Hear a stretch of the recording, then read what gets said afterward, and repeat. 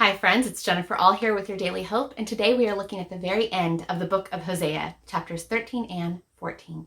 Now throughout this book, God has rebuked his people for their unfaithfulness towards them. He has made promises. They are in a covenanted relationship, much like a marriage, but his people keep turning away and committing adultery on him. Oftentimes it's through idolatry. They straight up choose to worship something else other than God. Sometimes we do that, but other times God says we wander away from him because honestly, we take his love for granted.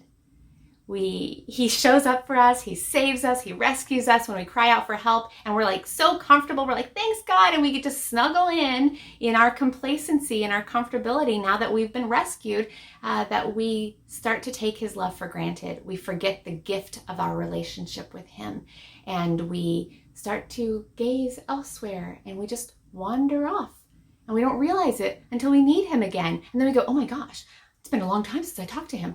Is he still around?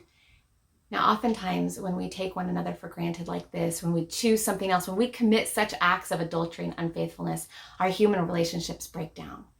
But I think that's one of the reasons why God uses the illustration of marriage, of relationship in the book of Hosea, so that he could show how he is so different.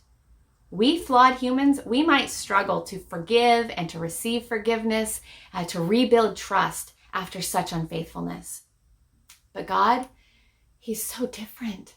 He's so different, my friends. He says, even after all of our unfaithfulness, he says to us, I'm still here. I still want you. Return to me. Come back to me. Now, I know when we've done something wrong and we know that we've hurt somebody else, it's very humbling and hard to admit that and return to them and have that conversation where we are just seeking forgiveness from them. It may be hard in human relationships, but oh my goodness, friends, God is not like anyone we've ever known. He is so generous with his love and his grace and his mercy. He does not play games like humans might. There's no push-pull. He's not going to lord it over us in that punishing sort of way when we've come repentant to him. He says, my child, welcome back. Just like the father and the prodigal son with open arms. It says in Hosea 14:4, it says, I will heal their waywardness and love them freely, for my anger has turned away from them.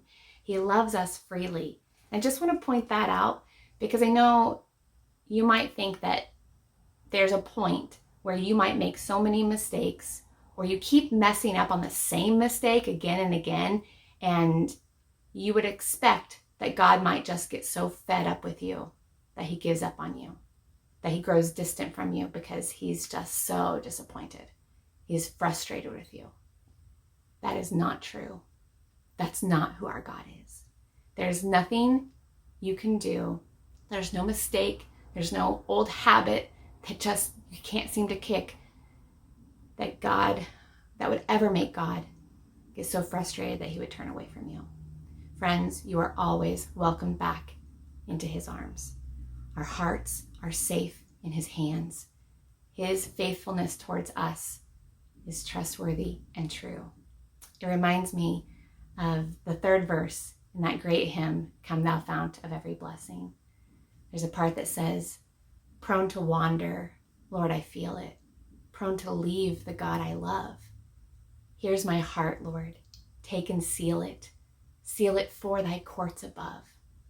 Every one of us, when we know Jesus, we want to be bonded to him, united with him, to have our hearts bound to him, and yet we're human and we are prone to wander.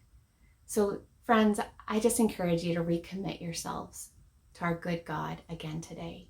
Lord, take our hearts and seal them for your courts above. I'll see you soon, my friends. Have a great day.